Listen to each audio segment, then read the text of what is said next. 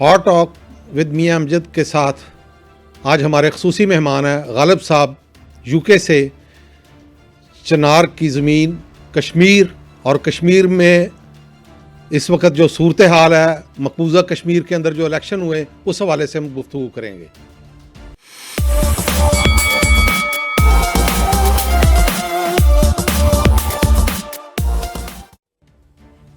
بسم اللہ الرحمن الرحیم. السلام علیکم ناظرین، آپ کا میزبان میاں امجد، ہاٹ ٹاک ود میاں امجد FP92 ٹی وی پیرس سے.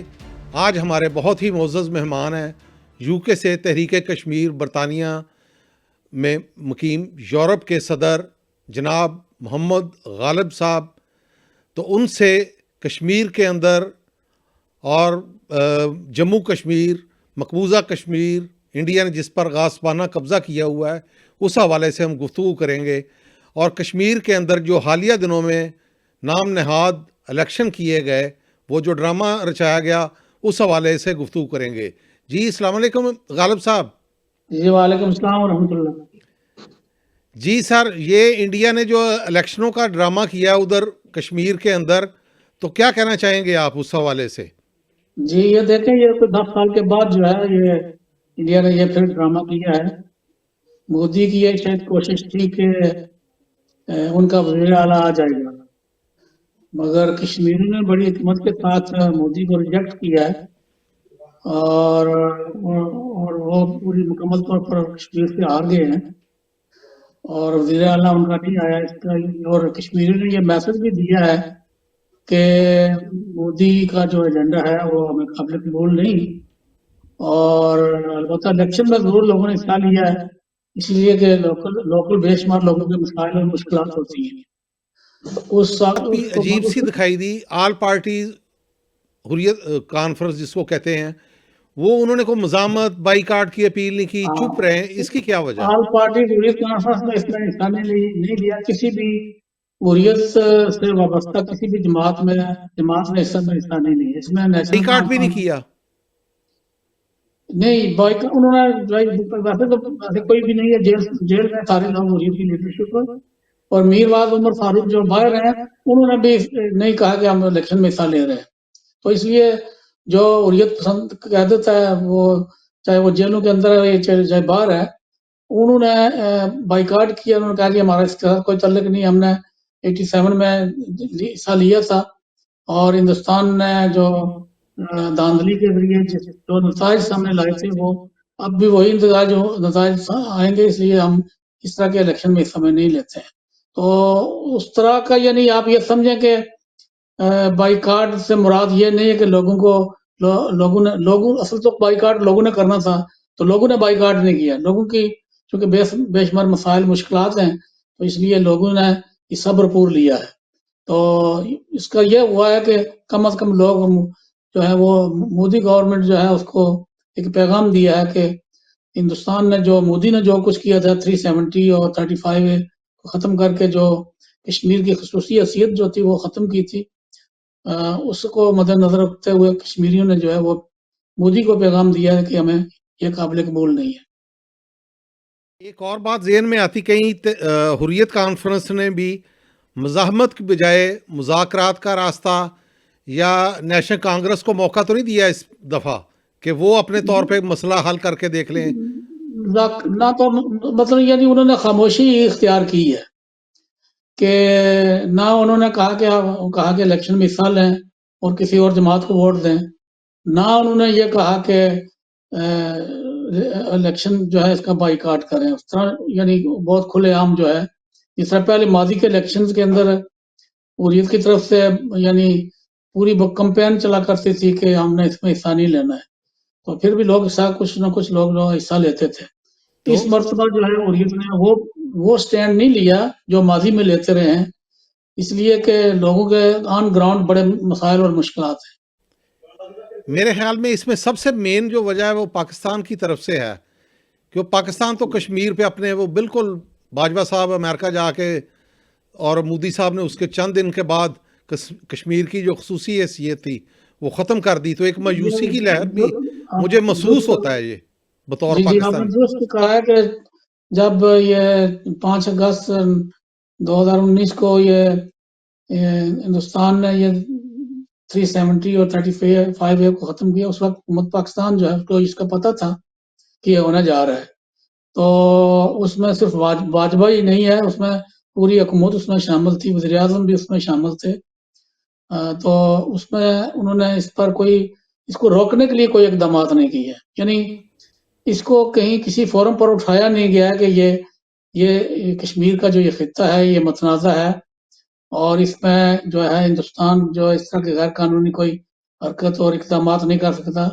اس کے برعکس انہوں نے گلگت بلتستان کو صوبہ بنانے کی بھی پوری کوشش کی، پوری ایک سازش کی بلکہ کہ ہم جو ان کو کہا گیا تھا کہ ادھر ہندوستان ہو جائے اور ادھر آپ رہ جائیں، تو جو علاقے آپ کے قبضے میں ہیں ان کو آپ صوبہ بنا لیں. تو اس پر پوری پاکستانی گورنمنٹ نے پوری کوشش کی تھی، مگر وہاں سراج الحق صاحب نے اس کی بڑی مخالفت کی، تو اس پر وہ پھر ان کے لیے مشکل ہو گیا.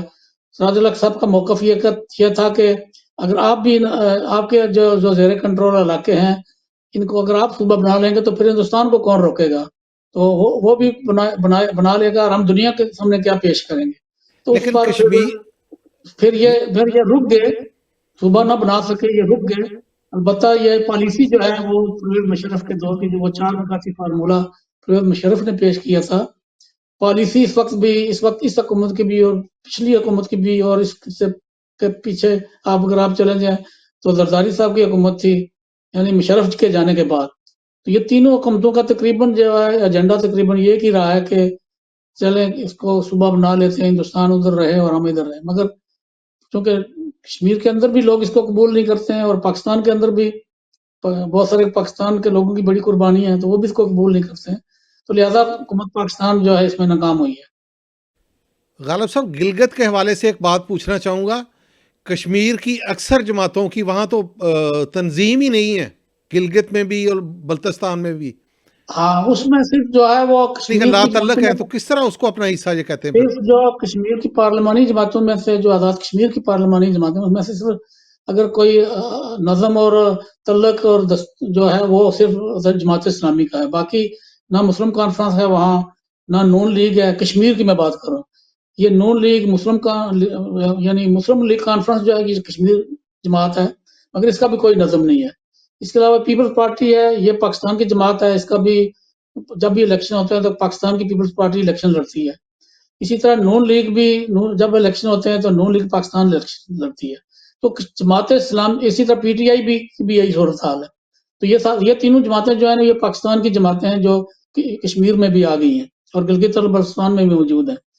تو ان کا کوئی جو ہے ان کے جو کشمیر کے ونگ ہیں ان تینوں پارٹیوں کے، ان کا کوئی تعلق نہیں ہے گلگت بلتستان سے. نہ کوئی الیکشن میں یہاں کی جماعتیں کشمیر کی جماعتیں مظفر آباد میں جو لیڈرشپ بیٹھی ہے یہ الیکشن میں حصہ نہیں لیتے ہیں. وہ پاکستان کی جماعتیں وہی ڈیسائیڈ کرتے ہیں، پاکستان کی لیڈرشپ ان کی کہ ادھر کون الیکشن لڑے گا اور کیسے الیکشن لڑنا ہے. تو مظفر آباد کے اندر ایک اسمبلی نام کی چیز بھی ہے، وہ ہر پاکستان میں جو نئی گورنمنٹ آتی ہے اس کی طرف وہ بھاگ پڑتی ہے اور پرانوں کو دھکا دے دیتے ہیں. پچھلی دفعہ عمران خان کے ساتھ تھے تو عمران خان صاحب کو جب نکالا گیا تو وہ ساتھ ہی وہ بھی الوداع ہو گئے. تو یہ کیا نہیں، اس وقت حکومت تو تینوں پارٹیوں کی ہے، اس میں پی ٹی آئی، نون لیگ اور پیپلز پارٹی شامل ہے. سب کے پاس پہلے کی میں بات کر رہا ہوں، اس سے پہلے میں اس وقت بھی یہی ہے. حکومت کو ویسے اکثریت تو پی ٹی آئی کی تھی کہ ہاں جو پچھلے آزاد کشمیر کے الیکشن میں اس میں اکثریت جو ہے 2/3 میجارٹی پی ٹی آئی کے پاس تھی. مگر پھر یہاں جب عمران خان صاحب کو نکالا گیا تو یہاں بھی توڑ پھوڑ کی ہے حکومت پاکستان نے، اور یہاں بھی انہوں نے پی ٹی آئی کو جو ہے وہ صدر جو ہے اس وقت بھی پی ٹی آئی کے ہیں، اور وزیر اعظم جو ہے وہ حکومت پاکستان کی طرف سے جو ان کی مرضی کا تھا وہ بندہ وہ لے آئے ہیں. لہذا وہ اس میں وزارتیں جو ہیں وہ پیپلز پارٹی کی بھی ہیں اور نون لیگ کی بھی ہیں.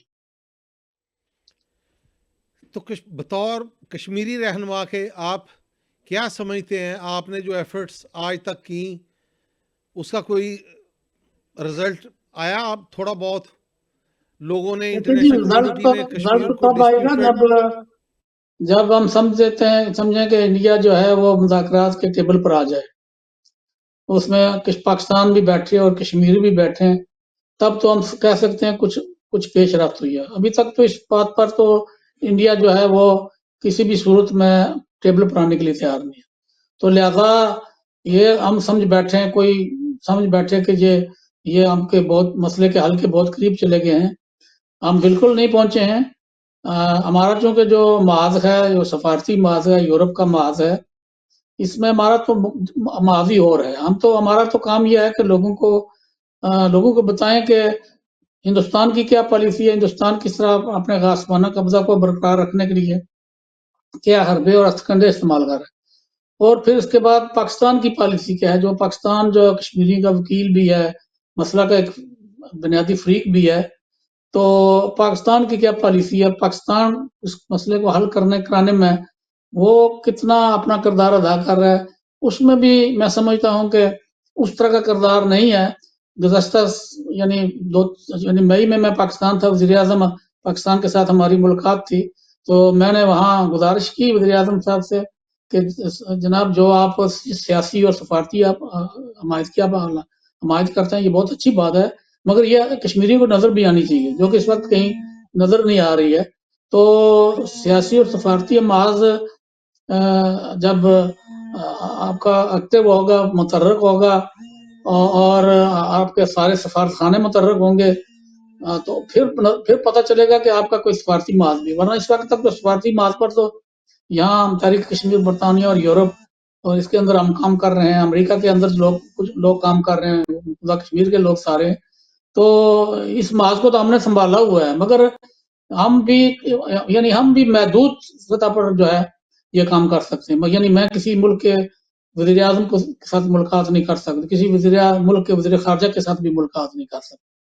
البتہ جس فارن آفس میں گیا ہوں یورپ کے اندر، ان کی سب فارن آفس کی پالیسی ہے کہ پورے یورپ کی، برطانیہ سمیت، کہ یہ مسئلہ انڈیا اور پاکستان کا ہے، وہ بیٹھ کر حل کریں. ہم نے ان کو بتایا کہ یہ انڈیا اور پاکستان کا مسئلہ نہیں ہے، انٹرنیشنل ہے، یونائیٹڈ نیشن کی قراردادیں ہیں. تو اس میں جب تک انٹرنیشنل کمیونٹی مداخلت نہیں کرے گی، انڈیا اور پاکستان کو مجبور نہیں کرے گی کہ آپ آئیں ٹیبل پر بیٹھ کر بات کریں، اس وقت تک تو مسئلے کا کوئی راستہ نہیں نظر آ رہا ہے. تو کچھ جگہوں پر لوگوں نے محسوس ضرور کیا ہے، مگر ہندوستان کے خلاف یعنی جب 57 مسلم ممالک کوئی کام کرنے کے لیے اس کے خلاف نہیں تیار ہیں، خود پاکستان کی پالیسی بھی جو ہے وہ اس وقت وہ نہیں ہے جو ہونی چاہیے، جو کشمیریوں کی یعنی امیدیں ہیں اس کے مطابق پالیسی نہیں ہے. تو اب دنیا باقی کو کیا چٹی پڑی ہے کہ وہ ہندوستان کو ناراض کریں، اپنی مارکیٹ کو خراب کریں اور اپنی یعنی تجارت کو خراب کریں. تو ساری مسلم ورلڈ بھی انڈیا کے ساتھ تجارت کرتی ہے، پاکستان بھی یعنی ڈائریکٹ اگر نہیں تو انڈائریکٹ وہ بھی کرتے ہیں. تو اس میں سمجھتا ہوں کہ جب تک ایک بات ہم سب کو طے کرنی چاہیے، اہل پاکستان کو بھی، اہل کشمیر کو بھی. ایک بات جو ہے میں کہتا ہوں، ان سب سے کہتا ہوں کہ جب تک پاکستان اس میں مسئلہ کشمیر کے حل کرنے کے لیے کوئی پیش رفت نہیں کرے گا، وہاں 10 لاکھ ہندوستان کی فوج ہے، وہ کشمیری اس کو نہیں نکال سکتے کہ یعنی پتھروں سے اور ڈنڈوں سے تو وہ فوج نہیں نکل جائے گی، مسلح فوج ہے. تو پاکستان کو سوچنا ہوگا کہ کشمیر اس وقت تک نہیں حاصل ہو سکتا جب تک ہندوستان کی 10 لاکھ فوج نہ نکل جائے. تو ان بنیادوں پر پاکستان کو بھی سوچنا ہے. البتہ ہم اس کا ذکر ہر جگہ، ہر پارلیمنٹ کے اندر کرتے ہیں، ہر فارن آفس کے اندر یہ بات کرتے ہیں کہ یہ مسئلہ انڈیا اور پاکستان کا نہیں رہ گیا ہے. پاکستان تو پوری کوشش کر رہا ہے کہ مسئلے کا کوئی پورا حل نکلے، مگر انڈیا جو کر رہا ہے، جو غیر قانونی اقدامات کر رہا ہے، جو 370 کا اس نے کیا ہے، 35 کا، تو یہ تو اس طرح تو کشمیر پر وہ قابض ہونے کی پوری کوشش کر رہا ہے، اس کے باوجود کہ لوگ اس کے ساتھ رہنے کے لیے تیار نہیں ہیں. صحیح. اچھا غالب صاحب، ایک اور ہے تھرڈ آپشن کی بات. تو کچھ دوستوں اکثر وہ سننے میں آتی بات، وہ کہتے ہیں جی وہ کشمیری الگ رہنا چاہتے ہیں. تو نارملی تو رائے شماری میں یہی ہے کہ وہ پاکستان یا انڈیا. تو پاکستان کا آئین یا پاکستان کی حکومت یا کس طرح اس کے اندر کوئی شک ایسی ہے کہ کشمیری اگر الگ ہونا چاہے کل کو تو وہ الگ ہو سکیں، یا پاکستان دیکھیں کی جی، شریعت؟ جو یونائٹڈ نیشن کی قراردادیں ہیں سیکورٹی کونسل کی، اس میں تو صرف فیصلہ بٹوین انڈیا اور پاکستان ہے، اس کے اندر تو یہ ہے، یعنی یہ اس کی قانونی جو حیثیت ہے، اس میں جو علاقے پاکستان کے ساتھ ہیں اس وقت، وہ بھی اور جو مقبوضہ کشمیر میں انڈیا نے قبضہ کر کے وہ یہ سارے مل کر جو ہے فیصلہ کریں گے کہ وہ انڈیا کے ساتھ جانا چاہتے ہیں کہ یا پاکستان کے ساتھ جانا.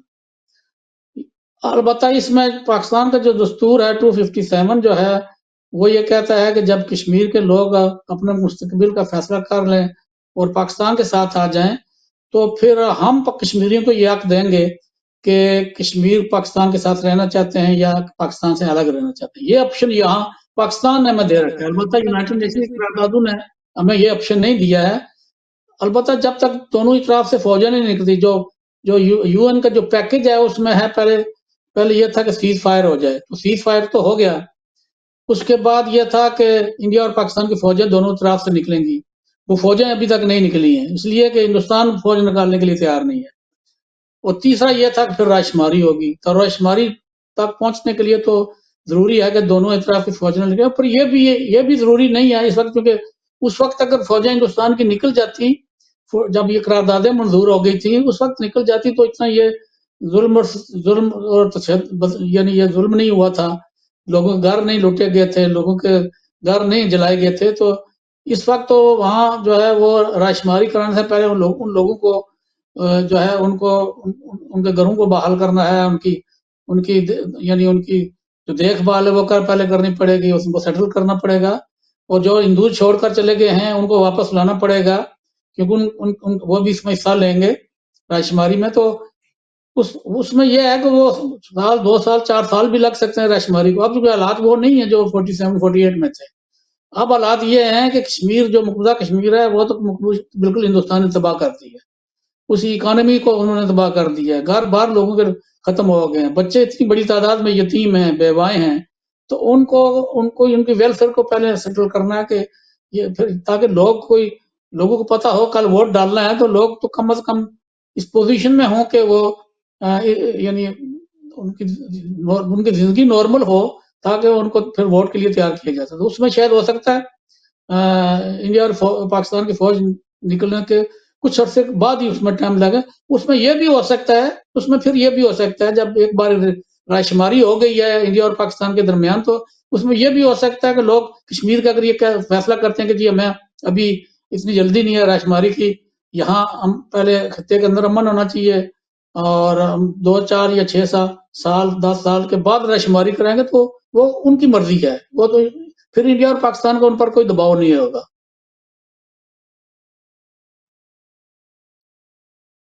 ایسے بڑی آپ نے اہم بات بتائی کہ پاکستان کے آئین کے اندر لکھا ہوا ہے کہ کشمیری اگر پاکستان کے شامل ہو کے کل کو الگ بھی ہونا چاہیں تو وہ ہو سکتے ہیں.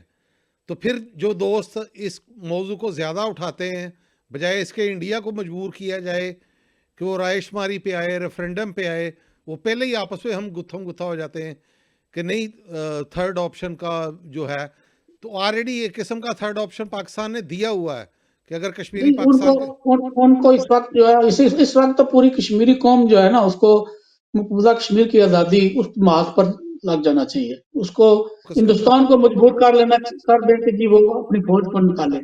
جب ہندوستان اس بات پر راضی ہو جائے گا تو پھر پاکستان کو بھی فوج نکالنی ہے پھر تو رائے شماری ہوگی.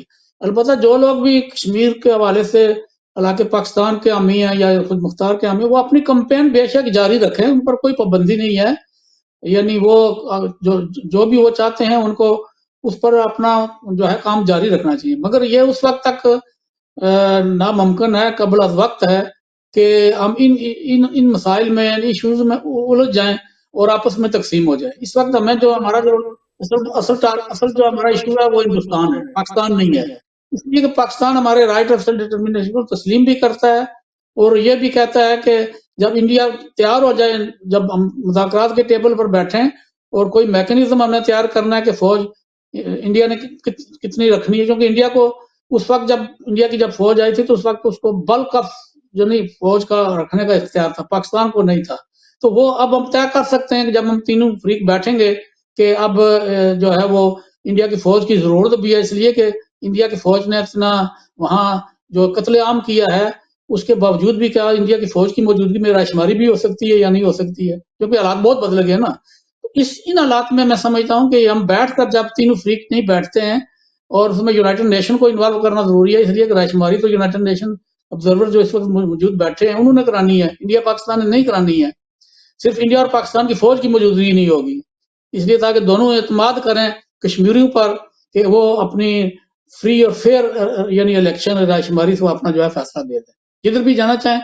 اگر وہ لوگ اکثریت میں انڈیا کے ساتھ جانا چاہتے ہیں تو وہ لوگوں کا حق ہے، جمہوری حق ہے، ہم اس جمہوری حق کے لیے اسٹرگل کر رہے ہیں. آزاد کشمیر کی جو حکومت ہے، آپ کیا سمجھتے ہیں آج تک جتنی بھی حکومتیں آئیں انہوں نے اپنا کردار وہ ادا کیا جو ان کو کرنا چاہیے تھا، یا اس میں دیکھیں جی، کوتاہی کی؟ بنیادی طور پر آزاد کشمیر میں جو ایک حکومت ہوتی ہے وہ پاکستان کے رحم و کرم پر ہی ہوتی ہے. تو اس میں حکومتی سطح پر جو کہا گیا تھا کہ یہ تحریک آزادی کا بیس کیمپ ہے، حکومتی سطح پر تو آپ کو بھی پتا ہے، ساری دنیا کو پتا ہے کہ حکومتی سطح پر انہوں نے وہ کوئی ایسا یعنی کوئی کام نہیں کیا جو ایک بیس کیمپ کا کردار بنتا تھا، وہ تو انہوں نے کر سکے، وہ نہیں کیا انہوں نے. البتہ سیاسی سطح پر وہ بھی استعمال کرتے ہیں مسئلہ کشمیر کو. یعنی کوئی جس طرح بھی آپ دیکھ رہے ہیں کہ یو کے اور یورپ کے دوروں پر آتے ہیں تو ان کو یہاں لندن اور فرانس آ کر کشمیر یاد آ جاتی ہے. وہاں وہ کوئی ایسا کوئی کام کریں جو وہاں کے لوگوں کو تیار کریں، آزاد کشمیر کے لوگوں کو تیار کریں کہ یہ ہمارا یہ بیس کیمپ ہے اور ہمیں مقبوضہ کشمیر کو آزاد کرانا ہے. تو اس پر تو ان کا کوئی یعنی کوئی ایکٹیویٹیز نظر نہیں آتی ہیں. ان کو بھی یہاں لندن میں آ کر لندن کی پارلیمنٹ میں آ کر یہ کشمیر یاد آ جاتی ہے. تو اصل میں ان کا جو کام تھا وہ اپنا کام وہ انہوں نے نہیں کیا ہے. یہ ہم سمجھتے ہیں کہ یہ بھی اس تحریک آزادی کشمیر کے لیے بڑا ایک نقصان دہ ہے کہ ہمارے پاس ایک بیس کیمپ ہونے کے باوجود ہم نے اپنی کوششیں جو ہیں اس طرح نہیں کی ہیں جو ہمیں کرنی چاہیے تھی. میرے خیال میں تو آزاد کشمیر کی جتنی بھی حکومتیں رہی ہیں انہوں نے کرپشن اور مالی بدعنوانیوں کے علاوہ کچھ نہیں کیا کشمیر کاز کے لیے بھی. بس جو کچھ پاکستان میں ہوتا ہے وہ پھر وہ بھی یہی کرتے ہیں. پاکستان میں کون سا، پاکستان میں بھی تو 70 سال سے یہی کچھ ہو رہا ہے، یہی نظر آ رہا ہے کہ یہی کچھ ہو رہا ہے. نہ وہاں کبھی اسلامی جمہوریہ پاکستان ہے، نہ کوئی اسلام ہے، نہ کوئی جمہوریت ہے. تو جو کچھ وہاں ہوتا ہے پھر وہاں وہ اپنے ہی لوگ پھر یہاں بھی لے آتے ہیں، اپنی ہی پارٹیوں کے لوگ. یعنی پاکستان بیسڈ پارٹیاں جو ہیں وہ آزاد کشمیر میں بھی آ گئی ہیں، جس طرح انڈیا کی پارٹیاں بی جے پی، نیشنل کانگریس وغیرہ. لیکن یہ بھی ایک مسئلہ ہے کہ ہم فوج کو نکالیں گے پہلے، یعنی ان پارٹیوں کو پہلے نکالیں گے. ان پارٹیوں کی موجودگی میں بھی تو فری اور فیئر رائے شماری نہیں ہو سکتی ہے. اس لیے ہم سمجھتے ہیں کہ یہ سوچ کرنا پاکستان کو سوچنا چاہیے کہ یہاں آزاد کشمیر کے اندر جو ہے وہ ان کی مدد کریں، ان کی رہنمائی ضرور کریں، مگر یعنی یہاں کشمیر کی پارٹیاں موجود ہیں. یہاں جماعت اسلامی ہے، مسلم کانفرنس ہے، لبریشن لیگ ہے، جے یو آئی ہے، یعنی یہاں کے لوکل پارٹی موجود ہیں. اور وہ بھی کوئی پاکستان کی دشمن نہیں ہے. ان کو یعنی تو کیوں وہاں سے اسلام آباد سے ہم پارٹیاں بنا کر لے آتے ہیں اور پھر وہاں سے لوگوں کو یہاں آ کر مسلط کرتے ہیں. تو اس سے تحریک آزادی کشمیر کو بھی نقصان ہو رہا ہے. پھر اسی طرح جو انڈیا نے بھی جو کرے گا وہ وہاں جو کرے گا اس کو بھی national conference, P D P, ان پارٹیوں کی ضرورت ہے ہندوستان کو بھی.